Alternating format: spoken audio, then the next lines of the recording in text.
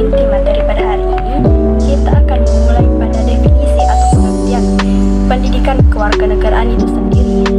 Dalam penjelasan pasal 39 Undang-Undang Nomor 20 Tahun 1989 bahwa pendidikan kewarganegaraan merupakan usaha untuk membekali peserta didik dengan pengetahuan dan kemampuan dasar yang berkenaan dengan hubungan antar warga negara yang dapat diandalkan oleh bangsa dan negara. Dan ada pula pengertian pendidikan kewarganegaraan yang dijadikan sebagai benteng moral. Baik, kita lanjut pada materi kedua, yaitu definisi PKN sebagai benteng moral bangsa. Dalam kepustakaan asing, pendidikan kewarganegaraan sering disebut dengan civic educational, yang salah satu batasannya yaitu seluruh kegiatan sekolah, rumah, dan masyarakat yang dapat menumbuhkan demokrasi. Seseorang dikatakan demokrasi apabila dia memiliki karakter dan juga moral dalam kehidupan sehari-harinya yang sesuai dengan aturan-aturan norma yang berlaku di suatu daerah. Nah, di sini ada pula tujuan pendidikan kewarganegaraan dijadikan sebagai benteng moral bangsa. Tujuan pendidikan kewarganegaraan adalah partisipasi yang penuh nalar dan tanggung jawab dalam kehidupan politik dari warga negara yang taat kepada nilai dan prinsip dasar demokrasi nasional Indonesia, serta menjadikan warga negara yang patriotik, toleran, setia, beragama, demokratis, dan Pancasila sejati.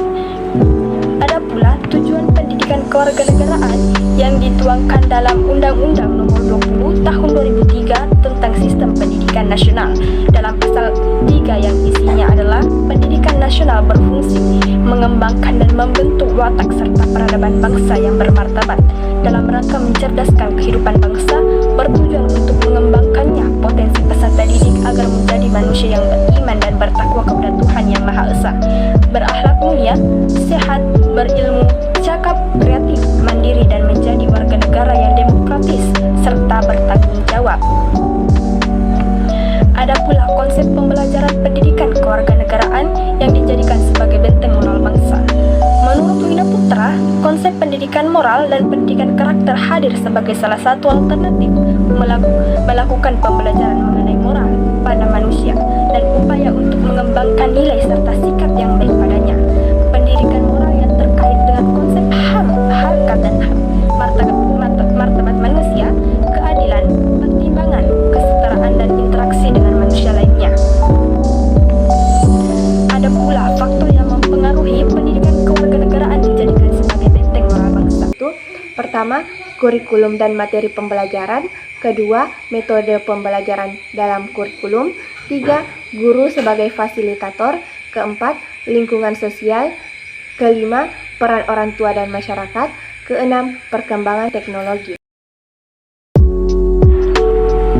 Nilai-nilai yang terkandung dalam pendidikan kewarganegaraan yang dijadikan sebagai benteng moral bangsa. Nilai yang pertama adalah nilai Pancasila. Kelima sila Pancasila mengandung nilai-nilai luhur yang menjadi pedoman hidup bangsa. Yang kedua, nilai Bhinneka Tunggal Ika. Semboyan ini mengajarkan kita untuk menghargai perbedaan.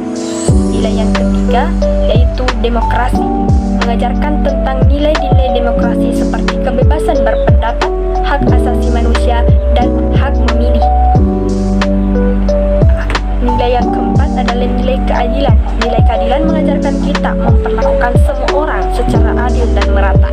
Dan nilai yang terakhir adalah nilai kemanusiaan. Nilai kemanusiaan mengajarkan kita untuk saling tolong-menolong sesama dan menjunjung tinggi harkat dan martabat manusia. Ada pula faktor penghambat pengimplementasian nilai-nilai yang terkandung di dalam pendidikan kewarganegaraan.